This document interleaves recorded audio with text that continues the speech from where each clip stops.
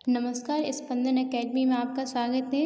हिंदी की इस कक्षा में आज हम कक्षा 8वीं की सुगम्य भारतीय हिंदी सामान्य के पाठ 1 जिसका शीर्षक है मेरा देश महान बने कविता को पढ़ेंगे।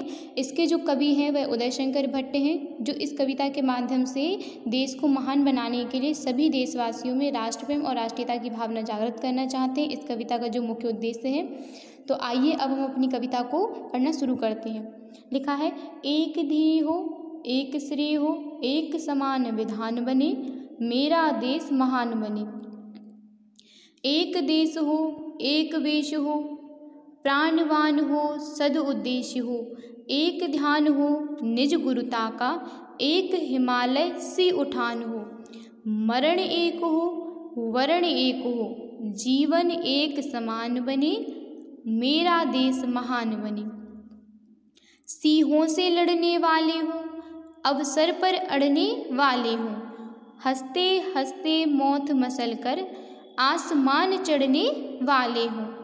वज्र बने दुश्मन को प्रियों को फूलों की मुस्कान बने, मेरा देश महान बने।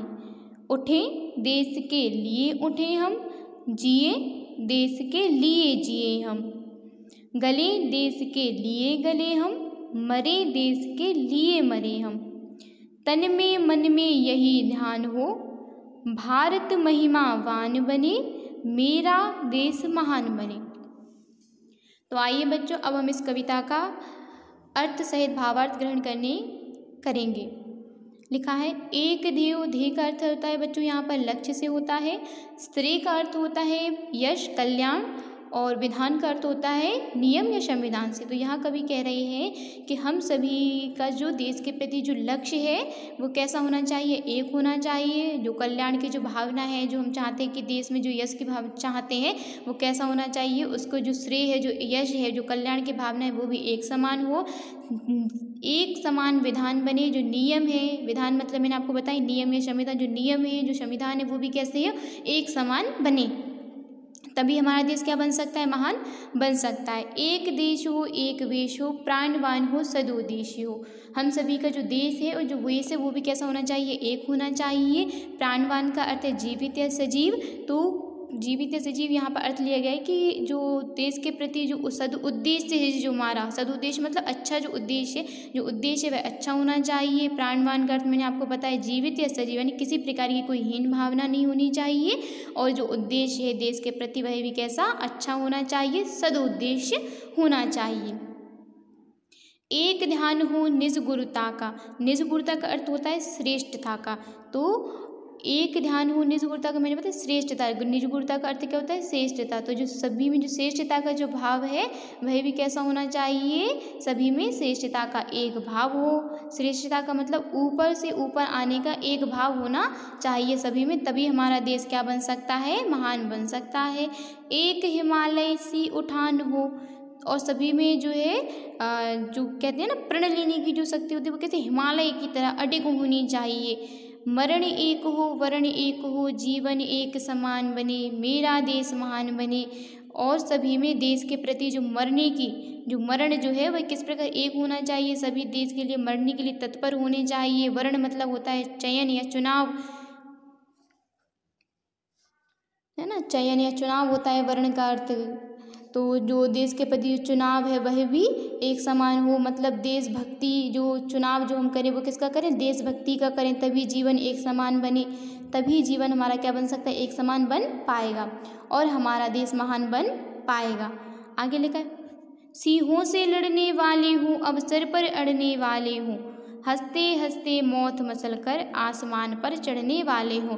और फिर सिंहों से लड़ने वाले हों, सिंहों का अर्थ यहाँ पर शेर है कि वह शेरों से भी लड़ने वाले हों, यानी शेर कैसा होता है, बहुत ताकतवर होता है ना, तो उससे लड़ना बहुत कठिन होता है। तो इसी प्रकार यदि कोई दुश्मन सिंह की तरह भी बलवान है तो उससे भी क्या हो, वो लड़ने वाले हों।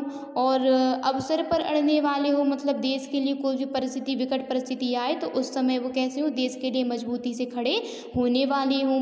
हंसते हंसते मौत मसल कर, और जो वह कैसे हंसते हंसते अच्छे भाव से हंसते हंसते जो दुश्मन के रूप में जो मौत बनकर आई उसको भी वो क्या कर दें, मसल कर रख दें और आसमान पर चढ़ने वाले हों और उस पर विजय प्राप्त करें और अपने आगे बढ़ें, ऐसा इसमें कहा गया है। आगे वज्र बने दुश्मन को, प्रियों को फूलों की मुस्कान बने, मेरा देश महान बने। और क्या वज्र मतलब होता है कठोर, पत्थर की तरह कठोर। तो हमें दुश्मन के लिए कैसा बनना है, वज्र की तरह बनना है। और जो प्रियजन हैं, जो अपने लोग हैं, उनके लिए कैसा, फूलों की मुस्कान की तरह बने। तभी मेरा देश क्या बन सकता है, महान बन सकता है, मेरा देश महान बनेगा। आगे लिखा, उठे देश के लिए उठे हम, जिए देश के लिए जिए हम। उठे का अर्थ यहाँ पे क्या लिया गया है कि जब भी हम कोई कार्य करने के लिए उठें, देश के हित में कोई भी कार्य करने के लिए उठें, तो उसमें हमारी जो भाव है, जो कैसा होना चाहिए, देश के, वो कार्य कैसा होना चाहिए, देश के हित में होना चाहिए। और जो हम जिएंगे तो वो भी किसके लिए जिएंगे, देश के लिए जिएंगे। गले देश के लिए गले हम, गलने का एक अर्थ क्या होता है, परेशानियों से होता है कि उस समय जो मरने जैसा रहता है वो, तो क्या है कि हम देश के लिए ही जिए, देश के लिए ही हम गले, ऐसा इस पंक्ति में कहा जा रहा है। मरे देश के लिए मरे हम, और हमें मरना भी किसके लिए, अपने देश के लिए ही मरना है। ऐसे हमारे अंदर भाव होना चाहिए कि यदि कोई विकट परिस्थिति आए, कोई हैरानी परेशानी हमारे देश पर आए, तो उस समय हम अपने देश के लिए मरने के लिए भी हम कैसे रहें, तत्पर रहें, है ना, और अपने देश की रक्षा कर सकें। तन में मन में यही ध्यान हो, भारत महिमावान बने, मेरा देश महान बने। तो यहाँ कवि कह रहे हैं कि तन में मन में यही ध्यान हो कि हम शारीरिक मानसिक सभी प्रकार से, सभी चीज़ों से देश के लिए समर्पित हों, तभी हमारा देश क्या बन सकता है, महिमावान बन सकता है, उसकी महिमा का गुणगान गाया जा सकता है, और तभी हमारा देश महान बन सकता है। तो ऐसा इन पंक्तियों में कहा गया था, जिसका अर्थ मैंने आपको समझाने का पूर्ण प्रयास किया है। अच्छा बच्चों, अब मैं आशा करती हूँ कि आपने इस कविता को बहुत अच्छे से समझा है। तो धन्यवाद।